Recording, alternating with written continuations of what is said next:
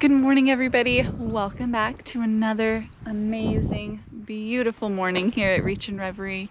My name is Alex, and I'm inviting you to come along and garden with myself and with Miss Evie this morning. Today I wanted to bring you guys along to show you what is growing and what is happening 7 weeks in to our gardening journey this year in 2025. So if you are new here, go ahead and take a look back at some of those earlier videos to see how it all started. But I think today it's a great day to take a look and see a lot of green and a lot of things taking off.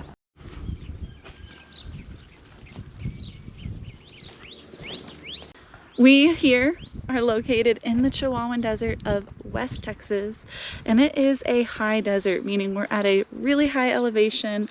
We're also at a really low humidity point with a little less moisture than the rest of Texas. Now, being in a desert does bring some challenges in that it's a little bit drier, it can be a little bit hotter with less humidity than some other places in the world. Now, my garden may not be growing the fastest, it may not be growing the most abundant, but I'm choosing to be proud of this garden. It is overall very healthy, and it's doing its best among the challenges that our weather does bring as well. Where we're located, the UV rays are very intense with our elevation, and with this dry, high wind area and some high heat, we do face a little bit of a slower growth on our plants. That, coupled with this being the first year to garden in this space, we are actually really proud of ourselves, Josh and I, for getting these sunken beds in place and growing as much as we are on first year soil. Soil takes a few years to build up quality and bring life into the soil to get the best out of what you're putting in the garden. And with this being first year soil, we are, I would say, doing pretty well and having a lot of success in the garden this year. Now, being in this desert climate, we don't get a whole lot of water.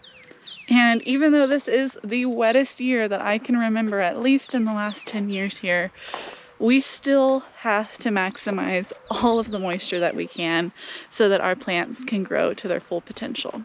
So what I did this year is we put in sunken beds where instead of having a raised bed where the water can drain out readily and the smaller surface area can heat up more in the middle of the day, we decided to plant sunken rows so that it's down, recessed into the ground, and any moisture that runs off through here is going to settle in these low points, and the water is going to evaporate slower, and the roots are going to stay cooler on the plants, and they're going to really get to stretch out their roots and grow and not be limited by the space of a raised bed.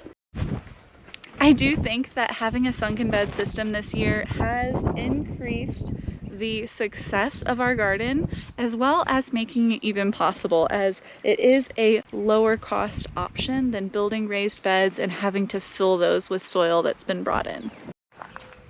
Taking a look at what's growing on, I am excited to say that the tomatoes are doing really well so far. We have some that are already starting to climb up in these trellises to support themselves with the strong winds that we get. We're also getting some fruit production, as is the case with my Queen of the Night right here.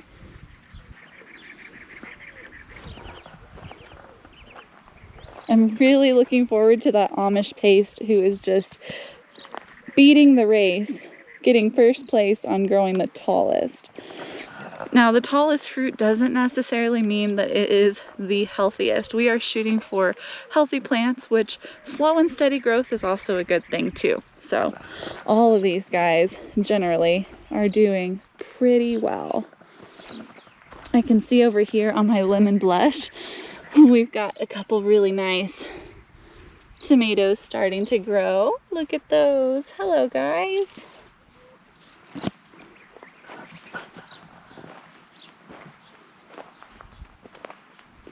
And then I'm really excited about my Costaludo Fiorentino, who grows really nice uniform fruit that are just really beautiful solid red tomatoes, and he has a lot of little tomatoes growing on him.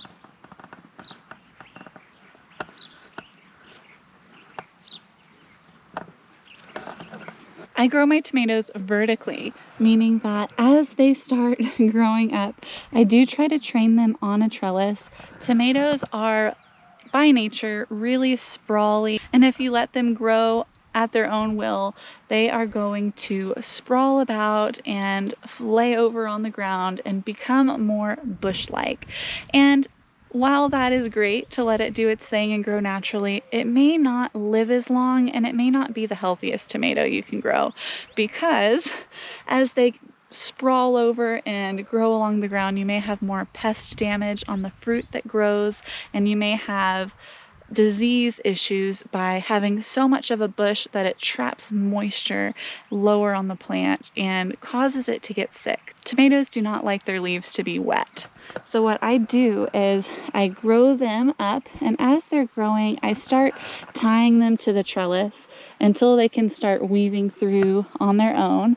And as they grow, I will start kind of directing them through so that they can get very well established onto the trellis. And as they grow, you'll notice that the leaves towards the bottom may start to get blemishes and a little bit more sick, and that's because of the water that is splashing off the ground onto the leaves is making these leaves sick. So what I do is I just prune off all of the leaves kind of towards the bottom of the plant, and that's going to open up airflow, and it's not going to keep leaves that are getting sick at the bottom on here. And so what that's going to do is it's going to allow the plant to overall be healthier. And as I start seeing blemished leaves, I'm just going to start pulling them off from the bottom up. And as the plant grows, we'll continue to come back out here and prune this tomato as it gets higher. Another thing that I do is I really try to limit the growth of the tomatoes to 1 to 3 leading stems or main branches on the tomato plant. That's going to focus its energy on growing larger fruit and also help keeping this plant nice and healthy with its upward growth. So by limiting that, I'm going to come in here and you see the main stem coming up, the branch coming out. When it sends off a diagonal branch here in its armpit, that diagonal branch is what's called a sucker. And this is going to become a new main stem if we leave it alone. So I'm just going to pinch that off. This is something that you could put in a glass of water, stick it in the ground, and grow another tomato plant, as they have these little hairs along the branches that will grow roots.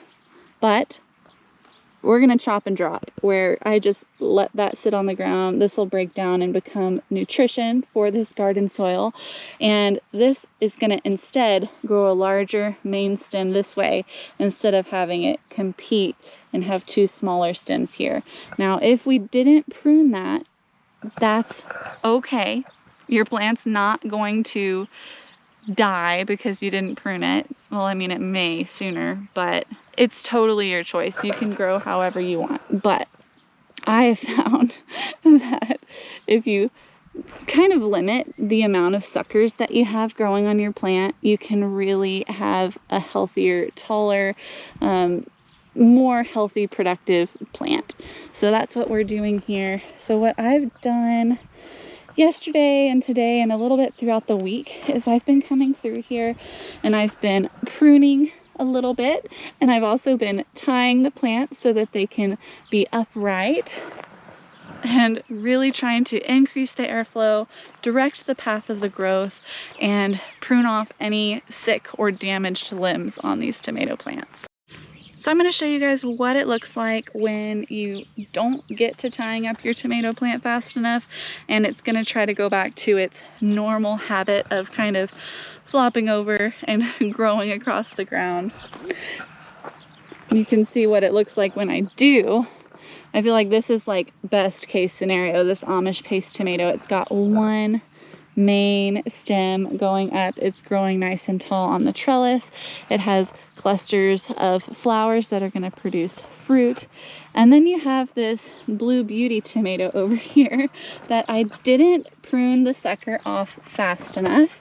You can see it has multiple leading stems, and I didn't tie it up. So you've got this one that's doing okay. I think this was one of the suckers, and the main stem has actually come and flopped over. It's kind of got this S curve to it now. There's even another main stalk growing here, so it's going to split off again. But what happens is when this flops over, and it typically does this after a big heavy rain, where the stem will get a little bit softer, and then it will end up hardening and continuing to grow thicker.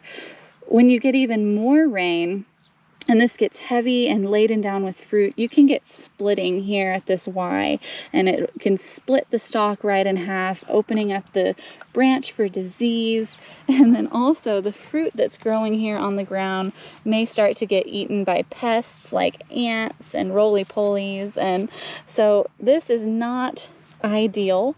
It's not a deal breaker. This is how tomatoes grow in the wild. They kind of flop over and they grow across the ground. And what's really neat about those tomatoes, as we saw on the sucker earlier, that if you stick it in the ground, it can grow roots and you can grow a new plant. This will actually, if left on the soil, it will start growing roots and root down here as well, which is kind of neat. But overall, to keep this plant healthier and to get it through the season with the least amount of disease, to help get it farther into the season, if we had cut this off and just left this one main stem to grow, this one would have grown thicker, bigger, healthier, happier, and potentially a better quality fruit. So I do need to come out here and catch up tying up some of my tomatoes that I missed. I've been doing just a little bit each day, and you can see here as well, I've pruned this one, but I haven't tied it to the trellis, so it's kind of away from the trellis. So as this gets bigger and healthier, and when the wind comes, it could fall and break the stems.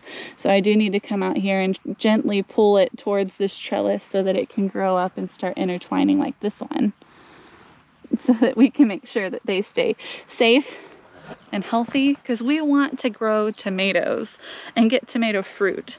So let's see how we can make that happen.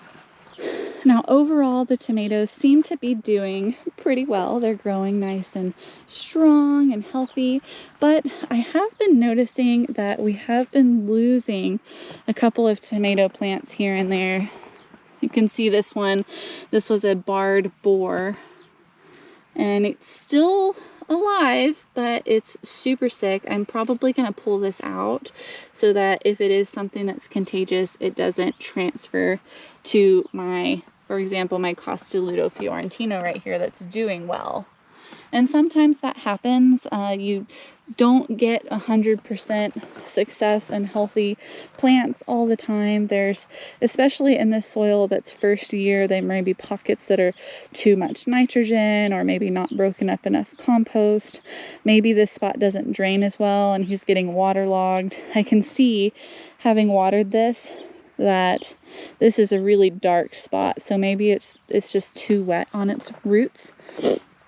But you can see here as well, there's a couple pockets where we're missing some plants. So I'm probably going to come in here and plant something that'll grow nice and fast, that can grow up a trellis to help fill in this space a little bit.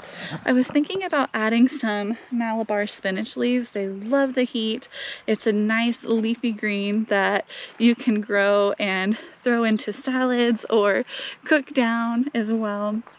So I'm probably going to put that in here, since we are expecting a lot of rain this weekend, to help get those seeds in the ground and give them the best chance at popping up. My potato patch, I really need to come in and weed. I feel like we've got about as many tumbleweeds as we have potatoes in the potato patch right now. But that shows you we've had quite a bit of moisture. I've been really weeding pretty good the main beds, and I think my potato bed on the end's been getting a little bit neglected. You coming to say hi? Hey, how's it going? We have our ground, nope, don't step on them. Over here we have our ground cherries, which they're doing good. I know.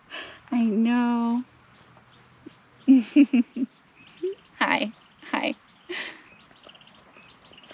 Oh yeah, you're gonna sneak that one in.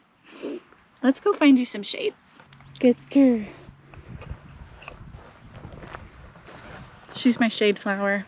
So over here we have our ground cherries, and I did actually harvest a ground cherry this week and it tasted so good. I haven't had a ground cherry in probably a couple of years, and so I've been kind of looking at this, and you know that they are ripe when they fall to the ground. They have these little paper lanterns, and so these are still green. They'll turn tan and fall to the ground, and then you can eat the fruit on the inside. It's kind of looks like a small tomatillo. It was so good. It's kind of has a tomato-ish flavor, but it's also really sweet and fruity.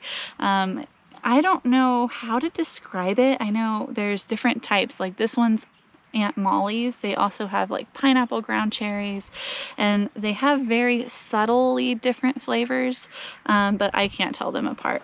So Aunt Molly's is a big go-to that I like to grow, and I am addicted to these little guys. My eggplants are getting so much bigger this week, and we have some beautiful purple flowers. So hopefully we'll have some eggplants. I have two varieties growing here, Listata de Gandia and Little Fingers. And the Listata de Gandia, it is a bigger, a little bit more robust plant. I think that they've made it through a lot of the pest pressure, and so I'm kind of getting ready for eggplant season here. This week, the okra is starting to grow. I had pretty much given up on the okra, and I was about to plant new stuff in this space just to get some gaps filled in, but the okra is really coming in. Even just since I came out last night, there's a new seed poking up right there. But these have probably quadrupled in size this week.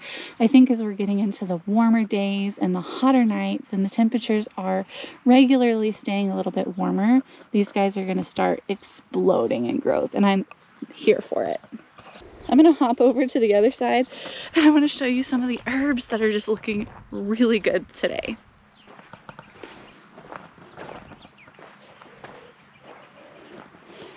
I have my Cereus Blue Sage that has joined the party, flowering, bringing in the pollinators, and it's looking so good.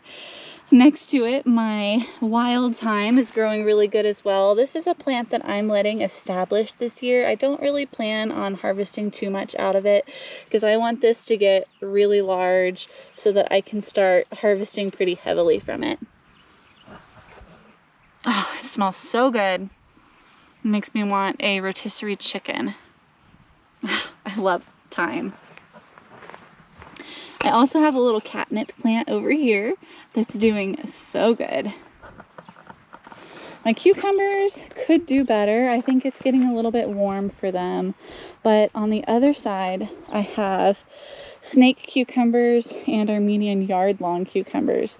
And these are actually melons, so they do a lot better in the heat. And you can see cucumbers, melons. Here they're kind of losing some of that green foliage. It's becoming a little bit more washed out. They're a little bit more stunted. Really no fruit. And then let's take a look at these melons that you eat as a cucumber. The Armenian and the snake cucumbers, we are getting production. And this one is just covered in flowers. We have male flowers, which are little flowers on the end of long stalks, and the female flowers actually have fruit at the base of them. So male flowers have to pollinate female flowers for the females to grow into cucumbers, but we have a lot of little mini cucumbers on these plants, so I'm hoping that we get a lot of pollination and therefore a lot of cucumbers. Now these cucumbers can grow huge. I'll have to share a picture of one of the ones that I harvested a few years ago, and they taste quite a bit like cucumbers even though they're melons, and I do eat them as such. I'll have to show you some pictures here as well of some of the things I harvested in my squash bed. I did harvest from this plant a jaune et vert, or a yellow and green scallop squash, and I harvested it a little bit young. If you really let it mature, it'll become beautiful yellow with green striping, but we wanted to eat it a little bit younger so that we could eat it as a summer squash and have it be really tender and flavorful, and it went really good in the chicken teriyaki I made the other night. Our Ronde Denise, which has a round squash, is doing really good, growing nice and big. We've been getting a few Ford Hook zucchinis off of the one in the back, and on our gray zucchini, I've been watching this one every day. We've got a little zucchini right here. So waiting for that one to get a little bit bigger before I harvest it, but we have more coming up behind it. So we'll have a nice succession of squash coming in through here. I've got some more varieties as well. I think this one's another Ford Hook. Over here we have the birdhouse gourd and our loofah. Loofah is a slow grower, but the birdhouses are doing good. We might have a little gourd right here. And what I think is so interesting is that the birdhouse gourd has white flowers, where most squash and cucumbers and melons have yellow flowers. So I've been really enjoying watching these guys flower. They're beautiful. And this plant is also a really positive, like, tactile sensory plant. The birdhouse gourd has very soft velvety leaves, very soft velvety stems. It's a very pleasant plant to grow. When you get into squash and melons, typically their stems can be a little bit spiky, and then their leaves really rough. So I'll find myself coming over here and just like touching these plants because they're so soft, and I love it. They are pretty aggressive, pulling our tomatillos through and climbing up them, but the tomatillos are holding their own on the other side. Very dark green, bushy. This is maybe 3 tomatillo plants that have just taken over this section over here.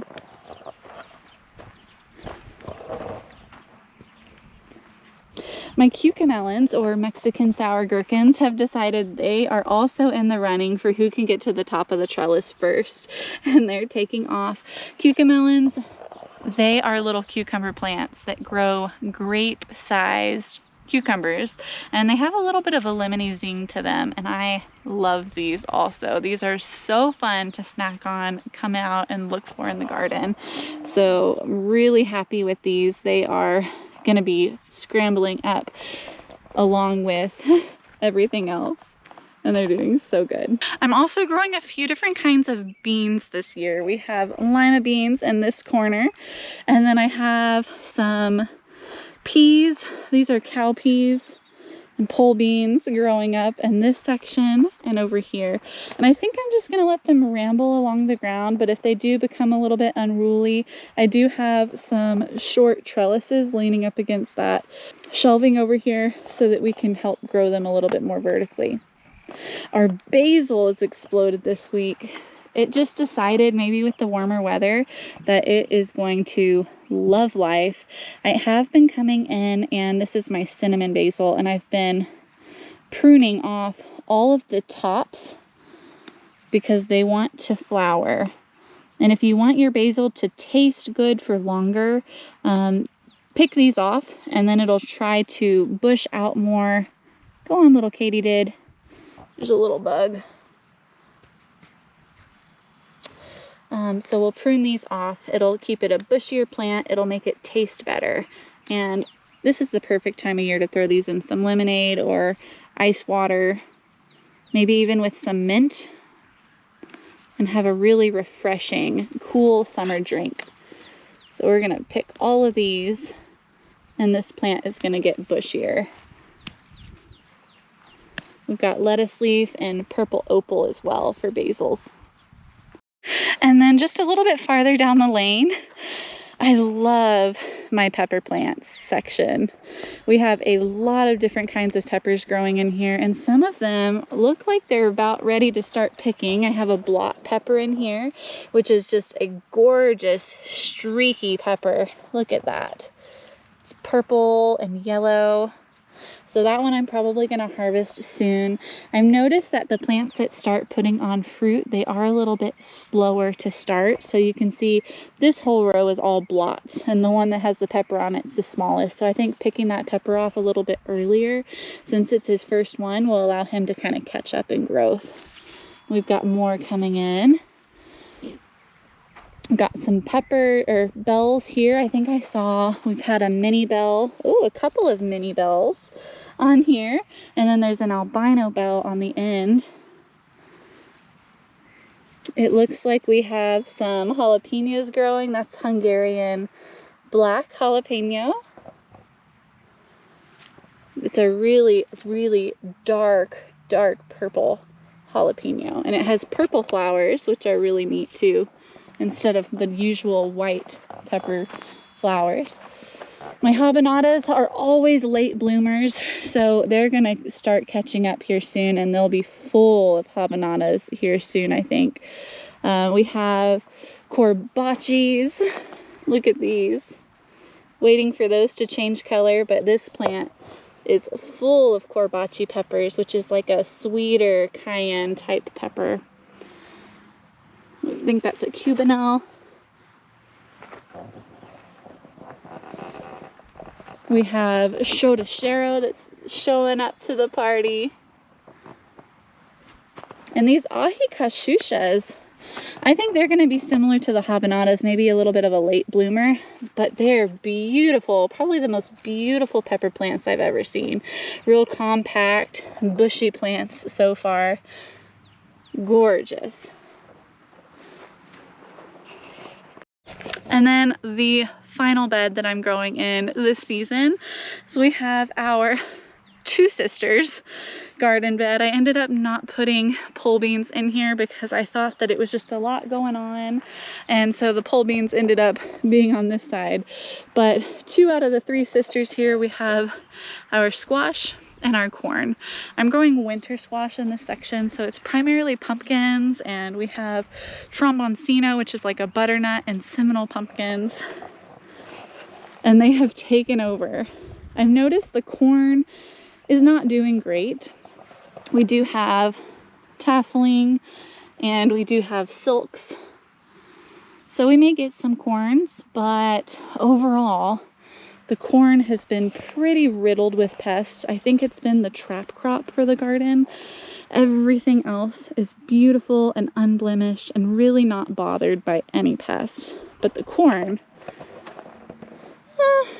is. full of little caterpillars, full of grasshoppers. The leafcutter bees have also found them, and I'm just kind of letting it happen. We garden organically, and so if the corn is what I don't get this year and everything else thrives, I'm gonna be okay with that. So right next, it's night and day. You can see the damage on the corn. And then the squash, completely unbothered and unblemished, which is so unusual. Typically, squash bugs are a problem, but they haven't found us yet, and I'm hoping we can keep it that way. But the fact that the corn seems to be the target is maybe helping the squash out a little bit. Either way, the squash are thriving. Look at this.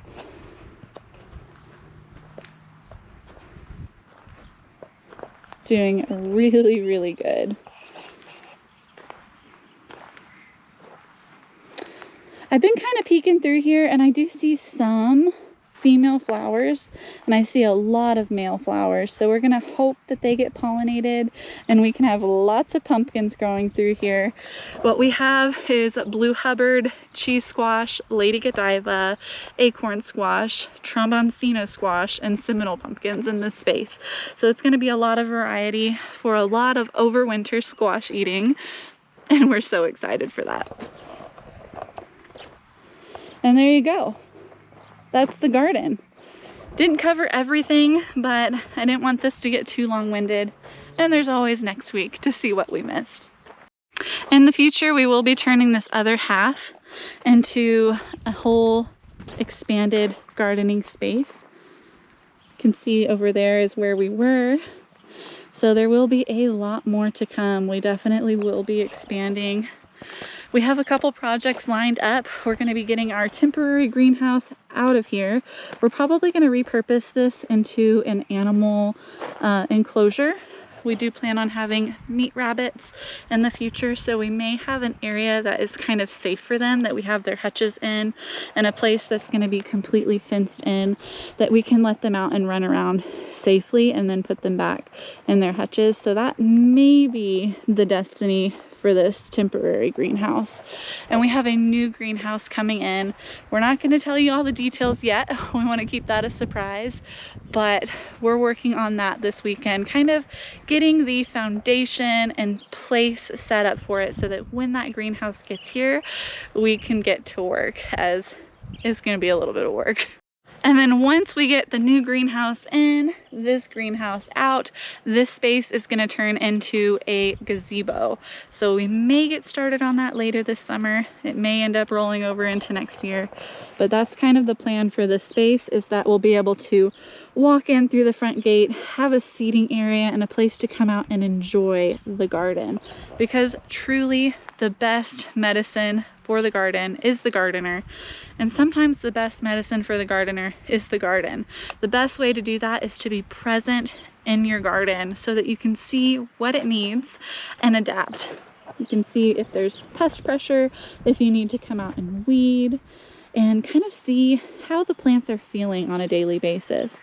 And I really want to do that when I really want to be here. And I do find myself coming out here like every day and spending hours in the garden, but I think a gazebo is just going to make it that much better, to be able to retreat into the shade, hang out with my iced basil lemonade and really just be present with it.